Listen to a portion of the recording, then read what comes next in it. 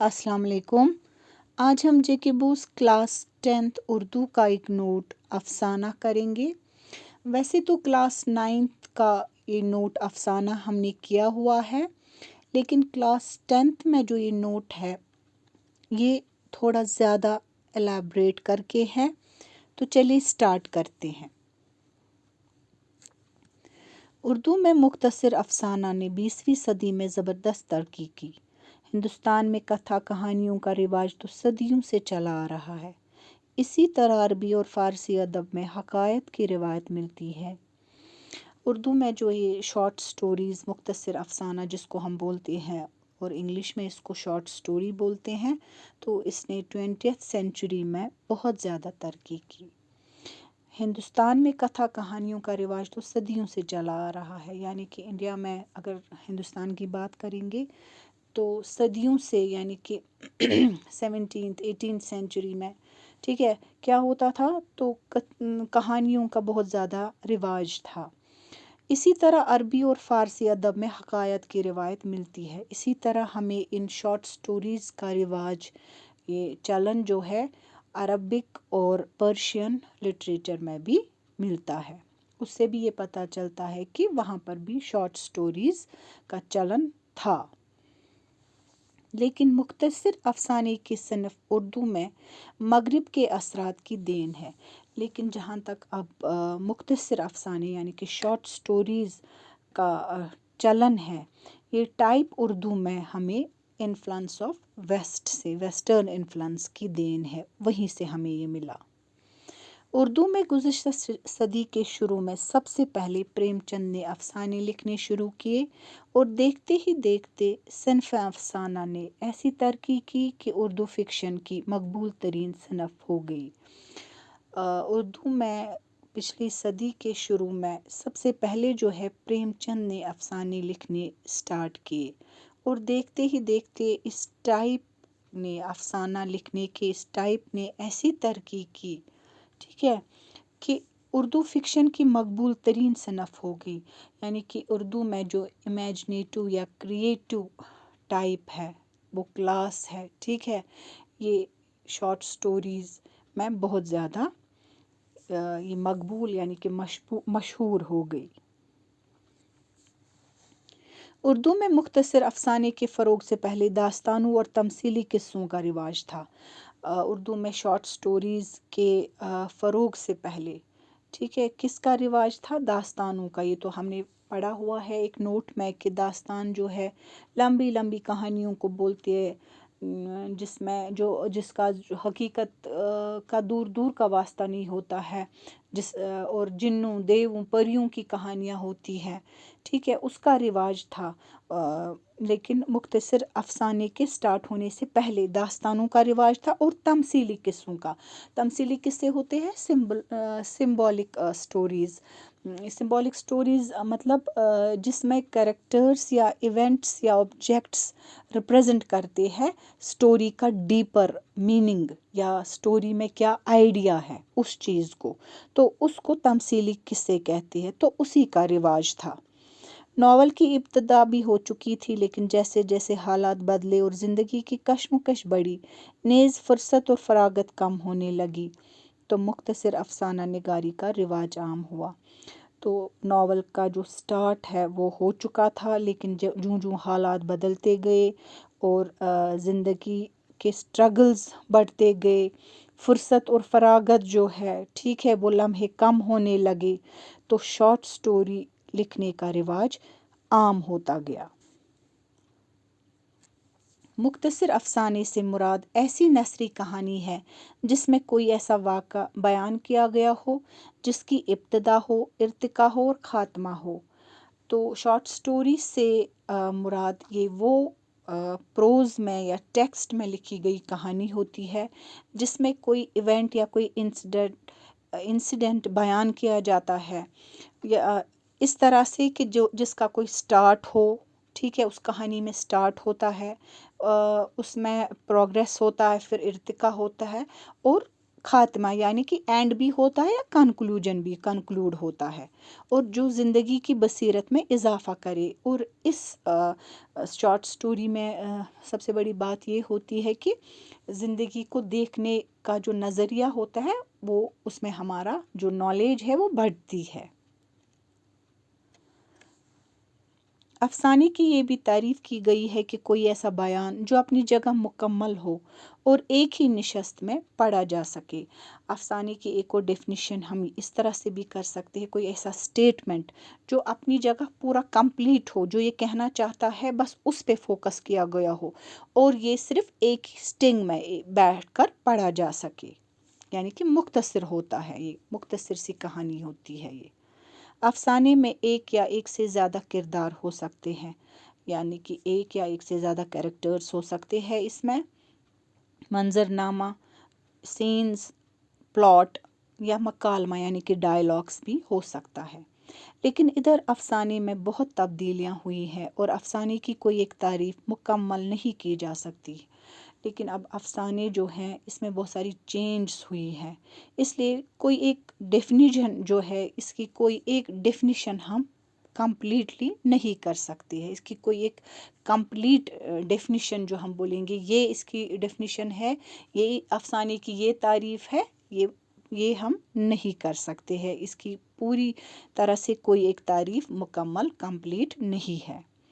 दरअसल बदलती हुई ज़िंदगी और ज़माने के बदलते हुए मिजाज के साथ साथ अफसाने की पेशकश और हयत में भी तब्दीलियाँ हो रही है। एक्चुअली क्या होता है, जो ये ज़िंदगी में बदलती हुई ज़िंदगी या ज़माना बदलता हुआ असली में जो टेक्नोलॉजी की वजह से चेंज होती रहती है, हमारा जो ये ज़माना है, ठीक है, ये दुनिया जो है ये बदलती रहती है। तो इसी के साथ साथ जो ये अफसाने हैं, इसके इसकी जो शक्ल है, इसकी बनावट है, ठीक है, या इसकी पेशकश है, ये भी चेंज होती रहती है। प्रेमचंद के अलावा सजाद हैदर यलदम और सुल्तान हैदर जोश ने भी उर्दू में मुख्तसर अफसाने के अवलीन नमूने पेश किए हैं।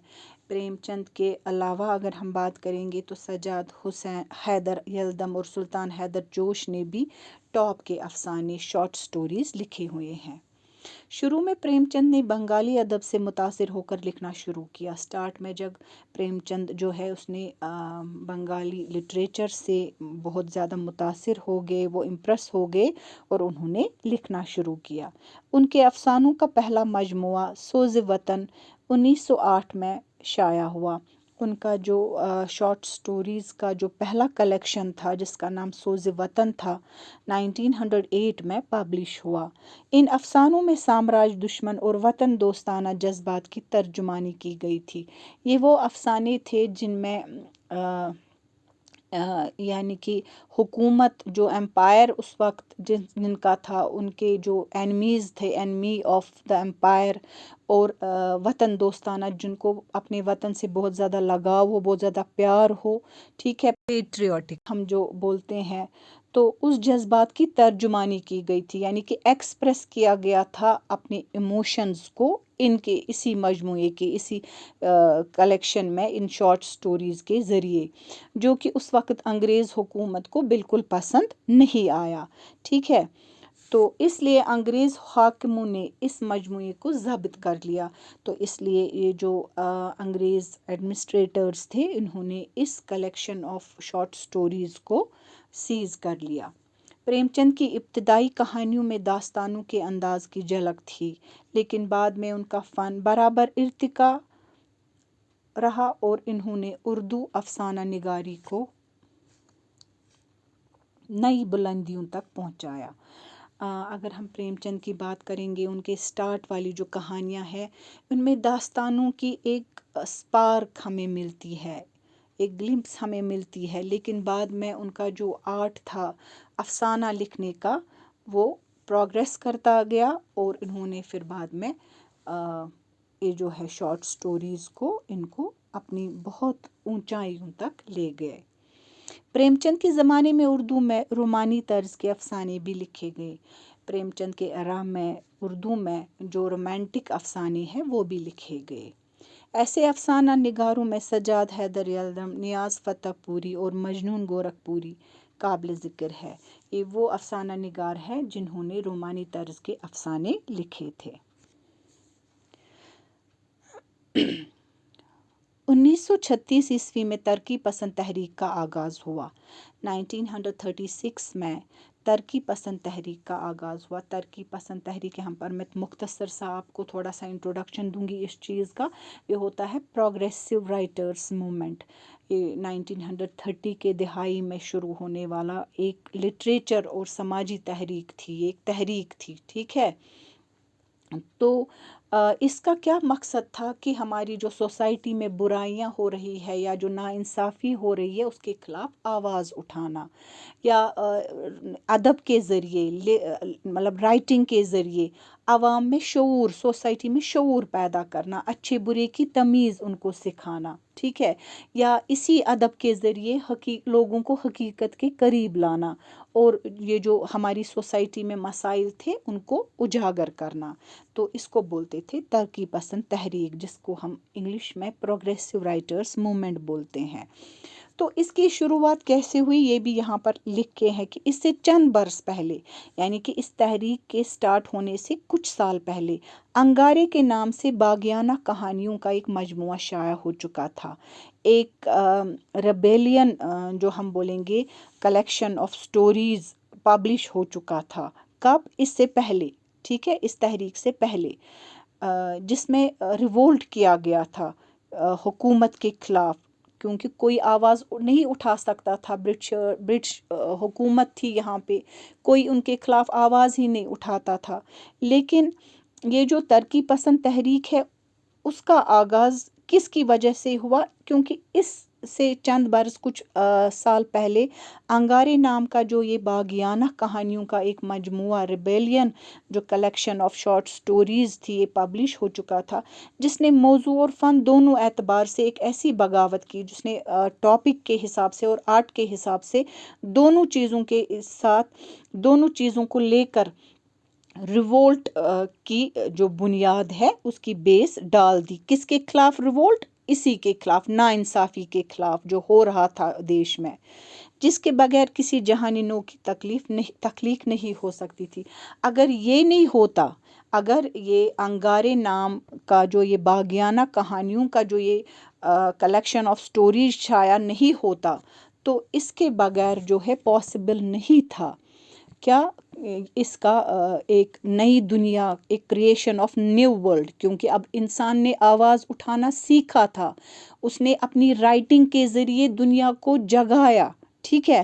لیکن انگارے جو تھے، اس کے انگارے نام کا جو یہ باغیانہ کہانیوں کا مجموعہ تھا، اس کے بغیر اگر یہ شائع نہیں ہوتا تو یہ پاسبل نہیں تھا۔ چنانچہ دیکھتے ہی دیکھتے چند برسوں میں سعادت حسین منٹو، کرشن چندر، راجندر سنگھ بیدی اور عصمت چغتائی کے ہاتھوں اردو افسانے نے بے حد ترقی کی۔ تو اب باقی لوگ بھی سامنے آئے، باقی افسانہ نگار جو تھے انہوں نے بھی اس میں ترقی کرتے گئے اور زندگی کے گوناگوں مسائل پر بھرپور انداز سے لکھا جانے لگا۔ اب زندگی کے جو ڈائیورس پرابلمز تھی ان پر اب بھرپور لکھتے گئے سب۔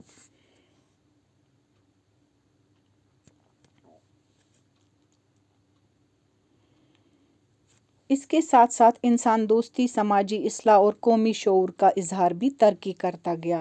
اور اب جب یہ آواز اٹھائی، ٹھیک ہے، ظلم کے خلاف، ناانصافی کے خلاف سب لکھتے گئے، ڈائیورس پرابلمز کے لیے سبوں نے لکھا، تو اس کے ساتھ ساتھ اب جو فرینڈشپ ہے، انسان دوستی فرینڈشپ ہے، یا سماجی اصلاح یعنی کہ سوشل ریفارم ہے، اور قومی شعور یعنی کہ نیشنل اویئرنیس ہے، اس کا اظہار بھی کرتے گئے یہ اپنی رائٹنگز میں، اپنی شارٹ سٹوریز میں۔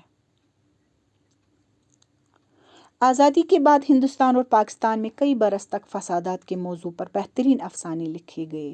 جب آزادی کے بعد انڈیا اور پاکستان میں، آپ کو پتہ ہی ہے، ایک انفارچونیٹ جو یہ واقعہ جو ہے گزر چکا ہے، تو بہت سارے فسادات، جھگڑے، لڑائیوں کا جو موضوع تھا، ٹاپک تھا، یہ بہترین افسانے لکھے گئے، اس پر شارٹ سٹوریز لکھی گئی، اور انسانی قدروں کے زوال نیز تہذیبی اور اخلاقی قدروں کی پامالی کا احساس عام ہوا۔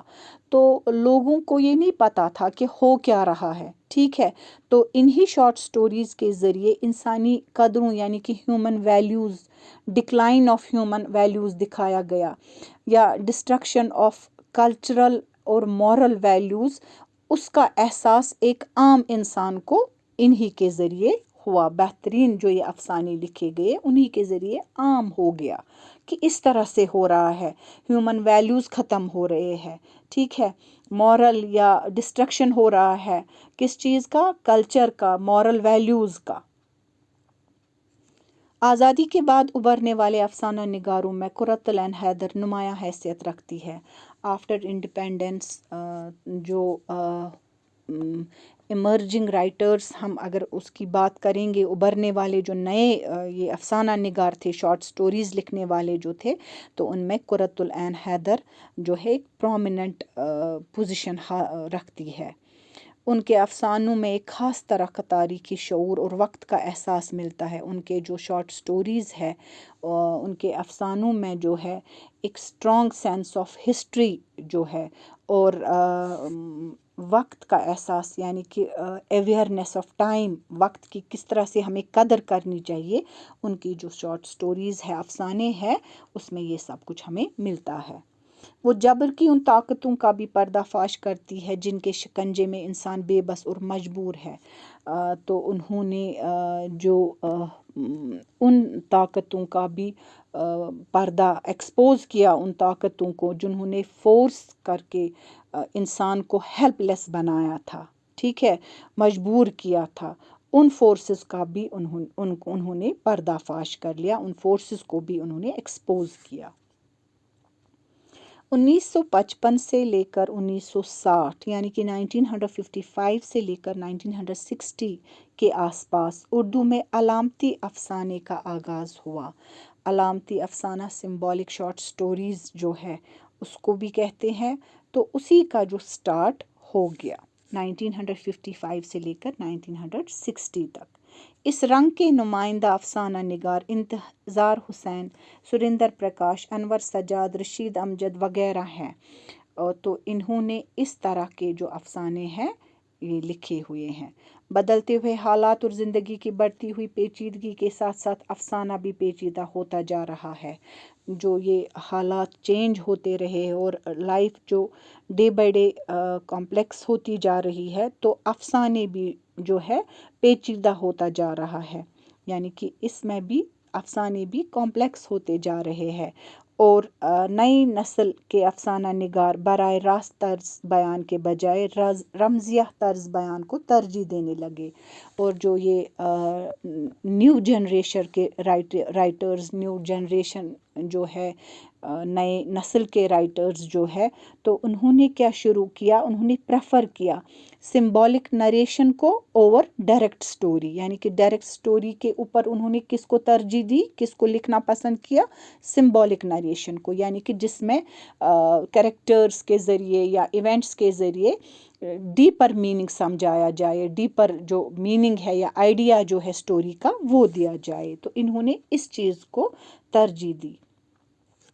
افسانے میں حقیقت نگاری کی روایت کو آگے بڑھانے والوں میں اختر اور نیوی، علی عباس حسینی، احمد ندیم قاسمی، حیات اللہ انصاری، خواجہ احمد عباس، سہیل عظیم آبادی، غلام عباس، صالح عابد حسین، اشفاق احمد، شوکت صدیقی، رام لال، غیاث احمد گدی، جوگند پال، سلام بن رزاق، انور خان اور احمد یوسف خاص طور پر قابل ذکر ہے۔ اور یہ جو ہے افسانے میں حقیقت نگاری یعنی کہ ریئلزم ان فکشن، ٹھیک ہے، اس ٹریڈیشن کو آگے بڑھانے والوں میں یہ سارے نام جو میں نے لیے ہیں، یہ اس حقیقت نگاری کو، ریئلزم، اس ٹریڈیشن کو، ریئلزم والے ٹریڈیشن کو افسانے میں انہوں نے بہت اچھے سے دکھایا ہے۔ تو یہاں پر ہمارا یہ نوٹ ختم ہوتا ہے۔ السلام علیکم۔